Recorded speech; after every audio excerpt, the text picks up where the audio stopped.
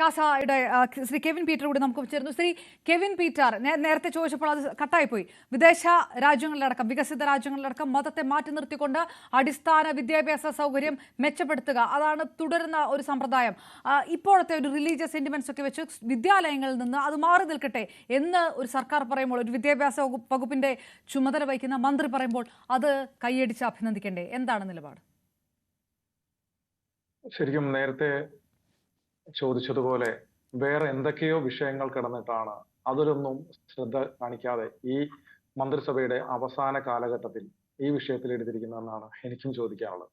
കാരണം ഈ ചന്തുമേനോന്റെ ഒരു ഇന്ദുലേഖ എന്ന് പറയുന്ന ഒരു കഥ പഴയ SLC കാലഘട്ടത്തിൽ മലയാളം സെക്കൻഡ് പേപ്പറായിട്ട് ഹൈസ്കൂളിൽ ഉണ്ടായിരുന്നു. അവിടെ ഇന്ദുലേഖയെ വേളി കഴിക്കാൻ ചെന്ന സൂര്യ നമ്പൂരിപ്പാട് ഇന്ദുലേഖയുടെ ശക്തമായ എതിർപ്പിനെ തുടർന്ന് വേലക്കാരിയെ വേളിയടിച്ചുകൊണ്ട് പോകുന്ന ഒരു കഥയുണ്ട്. എന്ന് പറഞ്ഞതുപോലെയാണ് വിപ്ലവകരമായ ചില കാര്യങ്ങൾ അദ്ദേഹം കൊണ്ടുവരുവാൻ ശ്രമിച്ചു. ഇവിടുത്തെ മതമൗലികവാദികളുടെ മുന്നിൽ പരാജയപ്പെട്ട് ഇളഭ്യനായി കഴിഞ്ഞപ്പോൾ വേറെ ഒരു വിപ്ലവകരമായ കാര്യം ചെയ്ത് മറ്റു ചിലരുടെ നെഞ്ചത്തേക്ക് കയറാമെന്നാണ് അദ്ദേഹം കരുതുന്നത്. ഇദ്ദേഹം ഈ പറയുന്ന രീതിയിൽ വിദ്യാഭ്യാസ രംഗത്ത് നിന്ന് മതത്തെ മാറ്റി നിർത്താനാണെങ്കിൽ മറ്റു കാര്യങ്ങൾ കൂടി ചെയ്തുകൊണ്ട് ഈ കാര്യവും അതിന്റെ കൂട്ടത്തിൽ നടപ്പിൽ വരുത്തുകയാണ് വേണ്ടത്. ഏറ്റവും എന്തൊരു വലിയൊരു വിപ്ലവകരമായ ഒരു കാര്യമായിരുന്നു സ്കൂൾ സമയമാറ്റം. ആരെ ഭയന്നിട്ടാണ് ഇത് വേണ്ടെന്ന് വെച്ചത്? ജനറൽ ന്യൂട്രൽ യൂണിഫോം ആരെ ഭയന്നിട്ടാണ് വേണ്ടെന്ന് വെച്ചത്? ആരൊക്കെയാണ് അതിനെതിരെ നിന്നത്? ഇപ്പോൾ സുംബ വന്നു, ആരാണ് അതിനെതിരുള്ളത്? അപ്പോ ഇത് സംശുദ്ധമായ ഒരു നിലപാടാണെങ്കിൽ ഈ സർവമത പ്രാർത്ഥനയോ അല്ലെങ്കിൽ മൗന പ്രാർത്ഥനയോ ഒന്നും അല്ല വിഷയം. ഇവിടെ വിഷയങ്ങൾ വേറെ ഉണ്ടല്ലോ. കുട്ടികളുടെ സ്വഭാവത്തെയും അവരുടെ പഠന രീതികളെയും എല്ലാം സ്വാധീനിക്കുന്നതായിട്ടുള്ള കാര്യങ്ങൾ നടപ്പിൽ വരുത്താൻ എന്താണ് ഇത്ര പ്രശ്നം? ആരെയാണ് ഭയപ്പെടുന്നത്? അതല്ലേ ആദ്യം നടപ്പിൽ വരുത്തേണ്ടത്. അതൊക്കെ നടപ്പിൽ വരുത്താൻ സാധിക്കാതെ ഇളഭ്യനായി കഴിയുമ്പോൾ ഈ ഒരു വിഷയത്തിൽ കയറി പിടിക്കുന്നത് ആർക്ക് വേണ്ടിയിട്ടാണ്? അങ്ങനെയാണെന്നുണ്ടെങ്കിൽ മറ്റു ചില കാര്യങ്ങൾ കൂടെ ഇവിടെ നടക്കുന്നുണ്ടല്ലോ വിദ്യാഭ്യാസ രംഗത്ത്. യൂണിഫോം അതെല്ലാം ഒരേപോലെ ഇരിക്കണ്ടേ? കൊച്ചു കുട്ടികളിൽ മതത്തിന്റെ വേർതിരിവ് ഉണ്ടാക്കുന്നതല്ലേ സ്കൂൾ യൂണിഫോമിനുള്ളിലെ ചില മത ചിഹ്നങ്ങളായിട്ടുള്ള ചില മേൽവസ്ത്രങ്ങളൊക്കെ അല്ലേ? അതുപോലെ തന്നെ അങ്ങനെയാണെന്നെങ്കിൽ സ്കൂൾ രംഗത്ത് നിന്നും ചില വ്യക്തിപരമായിട്ടുള്ള കുട്ടികളുടെ മതപരമായ പ്രാർത്ഥനകൾ ഒഴിവാക്കേണ്ടതല്ലേ? അത് ഒഴിവാക്കണം. അങ്ങനെയാണെന്നുണ്ടെങ്കിൽ ശാസ്ത്രമേളയിൽ നിന്നും സ്കൂൾ കലോത്സവങ്ങളിൽ നിന്നും മതത്തെ അകറ്റി നിർത്തണ്ടേ?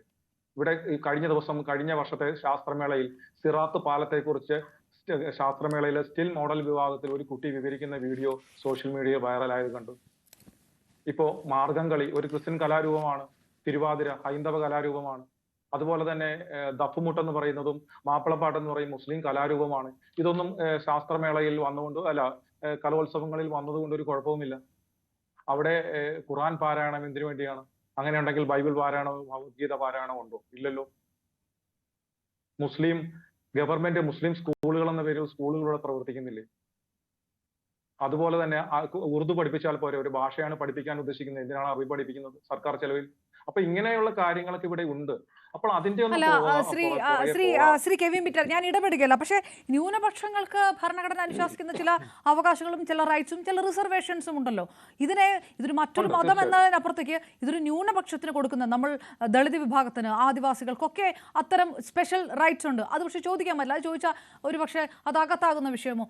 അതുപോലെ ഇതൊരു ഭരണഘടന അനുശാസിച്ച ആ റൈറ്റ്സും റിസർവേഷൻ അകത്തു നിന്ന് നടപ്പാക്കിയ കാര്യമല്ലേ? അതിൽ അതൊരു മതത്തിന് കൊടുത്ത പ്രത്യേക പരിഗണനയാണോ? അല്ല, അങ്ങനെ ഉണ്ടെന്നുണ്ടെങ്കിൽ എന്തിനു വേണ്ടിയിട്ടാണ് കഴിഞ്ഞ ദിവസം കാഞ്ഞങ്ങാട് മുസ്ലിം ലീഗിന്റെ പ്രതിനിധി ഇരിപ്പുണ്ടല്ലോ, അവരുടെ യൂത്ത് ലീഗിന്റെ ആളുകൾ ഒരു ID കാർഡിന്റെ അകഭാഗത്ത് ആ സ്കൂളിന്റെ ഒരു വിശുദ്ധയുടെ നാമധേയത്തിലുള്ള സ്കൂളാണ്, ആ സ്കൂളിന്റെ ചിത്രത്തിനൊപ്പം ആ വിശുദ്ധയുടെ രൂപം ഉണ്ടാക്കിയതിന്റെ പേരിൽ ആ സ്കൂളിൽ പ്രശ്നങ്ങൾ ഉണ്ടായി. ID കാർഡ് കൊടുക്കാൻ സാധിക്കുകയില്ല, അത് മുസ്ലിം ഭൂരിപക്ഷ പ്രദേശമാണെന്ന് പറയുന്നു. അപ്പോൾ ഇങ്ങനെയുള്ള റൈറ്റുകളുണ്ട്. അപ്പോൾ ഇതൊന്നും വലിയൊരു വിഷയമൊന്നുമല്ല. ഇതിന്റെ ചില ദുരുദ്ദേശങ്ങൾ കൂടെയുണ്ട്. ഇന്ന് ഇത് പ്രാർത്ഥന പാടില്ല എന്ന് പറയുന്നു. ഇവിടെ ഏത് ക്രിസ്ത്യൻ സ്കൂളുകളിലാണ്? എനിക്ക് ക്രിസ്ത്യൻ സമുദായത്തെ കുറിച്ച് എനിക്ക് പറയാൻ കഴിയും. ഞാനൊരു ക്രിസ്ത്യൻ സ്കൂളിൽ പഠിച്ച ആളാണ്. അവിടെ ജഗദീശ്വര ജീവദായക എന്ന് തുടങ്ങുന്ന പ്രാർത്ഥന ഗാനമായിരുന്നു. അല്ല, അതിൽ ഒരു മതത്തെക്കുറിച്ചും പറയുന്നില്ല. അപ്പൊ ക്രിസ്ത്യൻ സ്കൂളുകളിൽ ഇപ്പം സെന്റ് മേരിയുടെ നാമധേയത്തിലുള്ള നൂറുകണക്കിന് സ്കൂളുകൾ ഈ കേരളത്തിൽ തന്നെയുണ്ട്. അപ്പൊ നാളെ ആ സ്കൂളിന്റെ പേരിൽ ആ കന്യാമറിയത്തിന്റെ ചിത്രം സ്കൂളിന്റെ എംബ്ലത്തോടൊപ്പം ഉണ്ടാവും. ചിലപ്പോൾ ആ സ്കൂൾ ഗ്രൗണ്ടിൽ ആ ഗ്രോട്ടയുണ്ടാവും. ചിലപ്പോൾ ക്രിസ്ത്യൻ കുട്ടികൾക്ക് പ്രാർത്ഥിക്കാൻ ചെറിയ ചാപ്പലുകൾ ആ സ്കൂൾ കോമ്പൗണ്ടിൽ ഉണ്ടാവും. ഇതൊക്കെ പറ്റില്ലെന്ന് പറയുമോ ഇവര്? അപ്പൊ കുട്ടികളുടെ പഠനത്തെ ബാധിക്കുന്ന എത്രയോ നല്ല കാര്യങ്ങളുണ്ട്. ഇപ്പോൾ സുംബ എന്ന് പറയുന്നത് ഒരു നല്ലൊരു കാര്യമല്ലേ?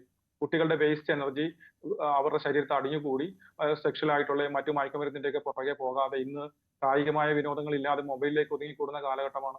അപ്പോ കുട്ടികളുടെ വളരെയേറെ മാനസികമായും ശാരീരികമായും ഒത്തിരി മാറ്റങ്ങൾ ഉണ്ടാക്കുന്ന ഒരു നല്ലൊരു കാര്യമല്ലേ സുംബ എന്ന് പറയുന്നത്? അത് എന്താണ് ശക്തമായി നടപ്പിൽ വരുത്താൻ ശിവൻകുട്ടി സാറിന് സാധിക്കാത്തത്? മറ്റ് അല്ല, അത് സംസ്ഥാനങ്ങളിൽ വന്നില്ലേ?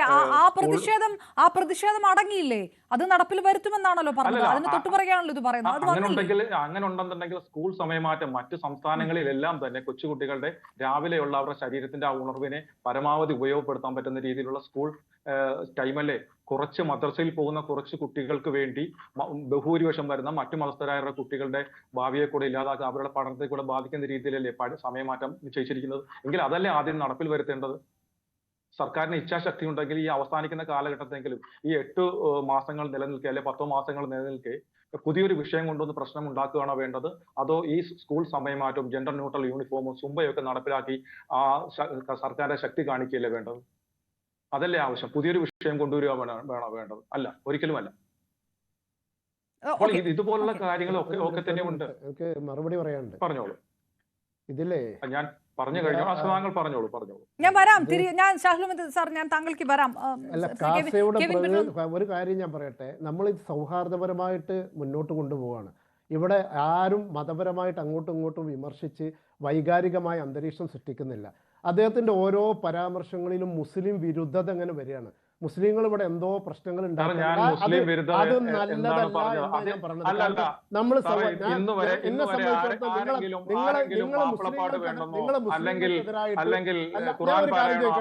ഇവിടെ ഇതുവരെ 10 മണി മുതൽ ഇവിടെ മുസ്ലിങ്ങൾ ഉണ്ടാക്കുക എന്നുള്ള രൂപത്തിലുള്ള ഒരു സംസാരമാണ്. സൗഹാർദ്ദ അന്തരീക്ഷത്തിലാണ് നമ്മൾ പോകുന്നത്. നിങ്ങൾ ഇങ്ങനെ മന്ത്രി പറയുന്നു ചില മാതാപിതാക്കൾ സമീപിച്ചു എന്ന് പറഞ്ഞു. അങ്ങനെ ഞങ്ങൾ ആരും എവിടെയും സമീപിച്ചിട്ടില്ല. ഇത് അറബി പഠിപ്പിക്കാൻ പറ്റില്ലെന്നോ മാപ്പിളപ്പാട്ട് വേണ്ടെന്നോ ഖുർആൻ പാരായണം വേണ്ടെന്നോ പറഞ്ഞ് ഞങ്ങൾ ആരും കോടതിയെ സമീപിച്ചിട്ടില്ല. അതൊക്കെ ഇവിടെ നടന്നോട്ടെന്ന്. അതൊക്കെ ഈ സമൂഹത്തിന്റെ ഭാഗമാണെന്ന്. ഏത് കലോത്സവത്തിലാണ് ഖുർആൻ പാരായണം ഇവിടെ മത്സരാക്കി എടുത്തത്? ആര് പറഞ്ഞു? എവിടെ എടുത്തത്? നിങ്ങളൊന്ന് പറഞ്ഞു. ഇവിടെ ഖുർആൻ പാരായണം മത്സരം ഏത് കലോത്സവത്തിലുണ്ട്? ഇതുപോലെ കളവ് പറഞ്ഞ് വർഗീയത ഉണ്ടാക്കി ആളുകളെ തമ്മിൽ തല്ലിപ്പിക്കാൻ നടക്കുന്ന ഈ നാടിന്റെ ഏറ്റവും വലിയ എവിടെയാണ് മിസ്റ്റർ? നിങ്ങളൊന്ന് കാണിച്ചു തരൂ. ഖുർആൻ പാരായണം ഈ നമ്മുടെ ഈ നാട്ടിലെ കലോത്സവത്തിൽ എവിടെയാണ് അതിന്റെ ഇതുപോലെ കളവ് പറഞ്ഞു നടക്കുക? ഉണ്ടെന്ന് അടുത്ത തവണ വന്നോട്ടെ, കലോത്സവം തുടങ്ങിക്കോട്ടെ, താങ്കൾക്ക് കാണാൻ സാധിക്കും. അല്ല ശ്രീ കെവിൻ പീറ്റർ, അതിനൊരു ഡിഫറൻസ് അറബിക് കലോത്സവത്തിലാണ്. സംസ്ഥാന കലോത്സവത്തിന്റെ ആ പാറ്റേൺ അല്ല, അത് തന്നെ സ്പെഷ്യൽ കലോത്സവമാണ്. കലോത്സവമുണ്ട്, സംസ്കൃത കലോത്സവമുണ്ട്, അങ്ങനെ ഭാഷാപരമായ കലോത്സവമുണ്ട്. അറബി ഭാഷയാണ് ഖുർആൻ, അതുകൊണ്ട് അവിടെ ഖുർആൻ പാരായണം ഉണ്ടാവും. അല്ലാതെ ജനറൽ ആയിട്ട് മറ്റുള്ള ഞാൻ ചോദിക്കട്ടെ, മറ്റുള്ള ആളുകളെ ഉറുദുണ്ട്, പക്ഷെ അറബി എവിടെയാണ് സംസാരിക്കുന്നത് സാർ? അറബി എവിടെയാണ് സംസാരിക്കുന്നത്? നമ്മുടെ കേരളത്തിലെ നാട്ടിൽ ഒരുപാട് ആളുകൾ പോയിട്ട് അറബി സംസാരിച്ചിട്ടാണ് ജീവിക്കുന്നത്. കേരളത്തില് സംസാരിക്കുന്നുണ്ടോ? അല്ലെങ്കിൽ ഇന്ത്യയിലെ ഏതെങ്കിലും സംസ്ഥാനത്തിൽ അറബി കമ്മ്യൂണിക്കേഷൻ ലാംഗ്വേജ് ആണോ? സംസ്കൃതം പഠിക്കണം, ഇംഗ്ലീഷ് പഠിക്കണം, എവിടെയും പഠിക്കണം, എല്ലാം പഠിക്കണം. ബ്രിട്ടീഷുകാർ അവരുടെ ഭാഷ നമ്മുടെ നാട്ടിൽ ഔദ്യോഗിക ഭാഷയാക്കി, അല്ലെ? നമ്മുടെ നാട്ടിൽ ഔദ്യോഗിക ഭാഷയാക്കി. ബ്രിട്ടീഷുകാർ വന്നപ്പോ അവരുടെ ഒഴിവ് ദിവസം ഞായറാഴ്ച ഔദ്യോഗിക ഭാഷയാക്കി. ബ്രിട്ടീഷുകാർ വന്നപ്പം പിന്നെ അവരുടെ ക്രിസ്തുമസിന് 10 ദിവസം അവധി കൊടുത്തു.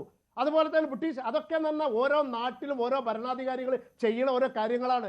ഇവിടെ അറബി ഭാഷ എന്ന് പറഞ്ഞാൽ അത് എല്ലാവരും സംസാരിക്കുന്ന ഒരു ഭാഷയാണ്. അറബിക്ക് കലോത്സവം.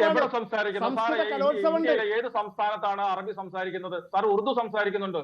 ഉറുദു കലോത്സവം നടത്തിക്കോട്ടെ, ഉറുദു പഠിപ്പിക്കട്ടെ. അധ്യാപകർ സർക്കാർ ശമ്പളം കൊടുത്ത് എല്ലാ സംസ്കൃതം ഇന്ത്യയിലെ സംസ്കൃതം ഇന്ത്യ രാജ്യത്തിലെ ഏത് സംസ്ഥാനത്ത് ഔദ്യോഗിക ഭാഷയാണ്?